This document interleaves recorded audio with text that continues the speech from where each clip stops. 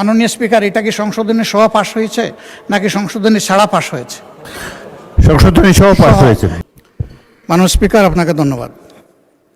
আসলে আপনি ঠিকই বলেছেন, পার্লামেন্টে ঢুকি নাই এর আগে, কিন্তু এবার পার্লামেন্টের একজন ক্ষুদ্র দায়িত্বশীল সদস্য। এর আগেরগুলো আমরা দেখেছি বাইরে থেকে, আর এবারকারটা আমরা অবজার্ভ করছি ভিতর থেকে। আমরা বিরোধী দলের পক্ষ থেকে সর্বোচ্চ সহযোগিতা করেছি। এর আগে একটা বিলে আমাদের কথা ছিল, কনসেনসাসের ভিত্তিতে সহযোগিতা চেয়েছেন ট্রেজারি বেঞ্চের দায়িত্বপ্রাপ্ত একজন মন্ত্রী, আমি তাকে সম্মান জানাই। এরপরের বিলে কিন্তু আমরা সহযোগিতা করেছি, এরপরেও সহযোগিতা করেছি। আমাদের আপত্তি ছিল যে টেবিলের উপরে এইমাত্র আসছে, আমরা কিছুই দেখতে পারি নাই। আমরা ওই কনসেনসাসের উপরে আমরা রেসপেক্ট আমরা রেখেছি, সেটা আমরা রাখতে পারলাম। এই আপনার সভাপতিত্ব হয়েছে, আমরা সেটা রাখতে পারলাম। কিন্তু আমাদের একটা ন্যায্য এই দাবি, যেটার সাথে সবার ব্যক্তিগত আবেগ, চিন্তা এবং কন্ট্রিবিউশন, স্যাক্রিফাইস জড়িত, সেটা একটু সরকারি দল পারেন না একটু রিভিউ করতে? তারা একটু মন বড় করে বলতে পারেন, ঠিক আছে এজ ইট ইজ আমরা এখন পাশ করে নিলাম, ভবিষ্যতে অধিকতর সংশোধন দরকার মনে করলে আবার আমরা বিল আনব, সেটা পারি। কিন্তু না না না, আপনারা তো পাশ করেছেন সংশোধনী সহ। মাননীয় স্পিকার, এটা কি সংশোধনী সহ পাশ হয়েছে নাকি সংশোধনী ছাড়া পাশ হয়েছে?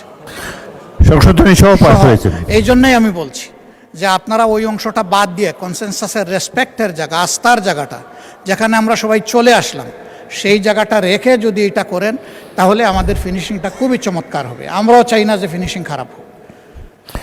মাননীয় বিরোধী দলের নেতা, এরপরে একটা কথা আছে, এটা আপনি বলেছেন যে আর একটা মাত্র বিল বাকি আছে, তাইলে বাকি বিলগুলা কি হবে মাননীয় স্পিকার? যেটা কার্য উপদেষ্টা পরিষদের সিদ্ধান্ত হলো যে সবগুলো এখানে আসবে, এর মাঝে বিশেষভাবে পুলিশ সংস্কার কমিশন, গুম কমিশন, এরপরে তামাকের উপরে একটা আছে, দুদক আছে, এগুলা কি হবে? এগুলা তো ভাইটাল কনসার্ন আমাদের। যদি এগুলা কোনো আলোচনা এখানে না হয়, তাহলে আমরা কি শুধু ওই বিলগুলা কনসেনসাসের এগুলোই পাশ করার জন্য এখানে বসে থাকবো? কারণ ওইগুলোর সাথে গোটা ফ্যাসিজম জড়িত ছিল। সেই ফ্যাসিজমের রুটগুলা যদি রেখে আমরা এখান থেকে বিদায় নেই, তাহলে আমরা আমাদের দায়িত্ব, বিবেক এবং জনগণের কাছে আমরা দায়বদ্ধ হয়ে যাব। আমরা সে দায় কেন নেব? এই জন্যে আপনার মাধ্যমে আমরা স্পষ্ট জানতে চাচ্ছি এই সবগুলা বিল আসবে কিনা, এটা আগে আমাদের জানা দরকার। আর আমি যেটা অনুরোধ করেছি, যদি তারা বড় মনের পরিচয় দিয়ে কনসেনসাসের জায়গাটাকে রেসপেক্ট করেন, আমরাও রেসপেক্ট করার চেষ্টা করব। ধন্যবাদ মাননীয় স্পিকার। মাননীয় বিরোধী দলের নেতা, মাননীয় আইনমন্ত্রী কিন্তু বলেছেন যে যে বিলটা পাশ করা হলো এটা তারা রিভিউ করবেন, প্রয়োজন হলে আগামী সংসদে নতুন করে বিল নিয়ে আসবেন, সেটা তিনি বলেছেন। সুতরাং আপনার প্রথম প্রশ্নের সমাধান উনি উত্তর দিয়েছেন। দ্বিতীয় যেটা, সেটা মাননীয় আইনমন্ত্রী বলতে পারেন। আমাদের সংসদের সামনে বিশেষ কমিটির রিপোর্ট আছে, সেই রিপোর্টের 46 নম্বর পেজে যদি আমরা যাই, সেখানে বলা আছে সংসদে এখনই বিল আকারে উত্থাপন না করে পরবর্তীতে যাচাই বাছাই করে অধিকতর শক্তিশালী করে নতুন বিল উত্থাপনের সুপারিশ করেছে এমন 16টি অধ্যাদেশের তালিকা। মাননীয় স্পিকার, স্পষ্ট আমরা বিশেষ কমিটির রিপোর্টের বাইরে এখনো যাইনি। বিশেষ কমিটির report is self explanatory, it self demonstrates that যে আমরা এই অধ্যাদেশগুলো, এই আইনগুলো আমরা অধিকতর যাচাই বাছাই করে পরবর্তীতে বিল আকারে আনব।